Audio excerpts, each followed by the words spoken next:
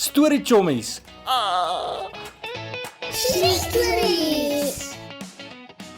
Okay, wag. Wat is 'n story chommie? Kom ek vertel julle.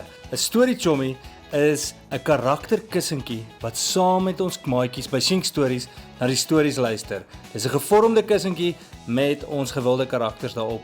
So, kom ek stel julle voor aan die eerste 12 in die Shink Story Chommies versameling. Kom ons begin. Nommer 1. Suurlemoentjie. Jou skil is bietjie verlep. Lama. Dis lama, pyjama lama. Nommer 2 in die reeks. Oi, tik tok, hou tog niet op. Hierdie is Tikkie, die klein rooi wekkertjie. Wie's nommer 4?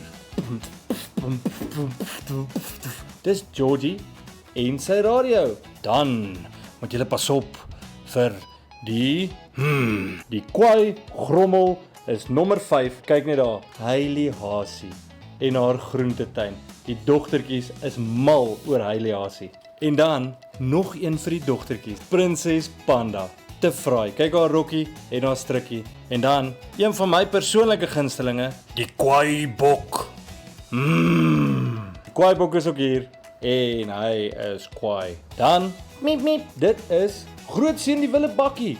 Een vir die seentjies. Gaan kyk gerus, wie is cooler as die cool krokodil. Cool krokodil met sy cool sonbril, met sy cool pet, met sy rugsak en sy oorlosie op. Baie cool. Lekker sweeties. Lekker soet. En kyk wie is nommer 11. Ompe Plompie Obbelop. En dan dis somer. Wat gebeur in die somer? Ons kry warm, ons sweet en dan kry ons 'n roomys. Die finale een, Romie die roomys. So gaan kyk op ons webtuiste Shink Stories, shink.co.za en dan bestel jy 'n story chommie. En terwyl jy besig is, gee sommer saam hierdie Kersfees. 3 maande se storytyd, 6 maande se story of 'n hele jaar. Gee die geskenk van stories hierdie jaar met Shink Stories en 'n lekker story chommie. Sien julle vir storytyd.